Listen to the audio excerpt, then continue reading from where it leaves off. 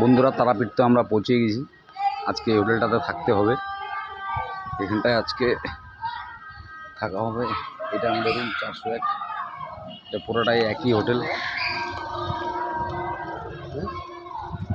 পাশে সুইমিংও রয়েছে।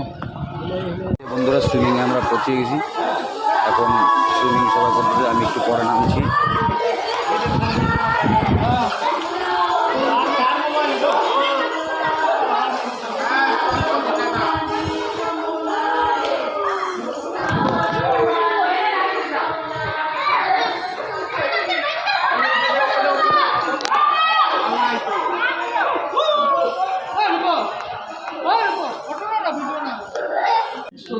সঙ্গীত বাংলা, ঠিক আছে, চ্যানেলটা একটা ইউটিউব তো যেটা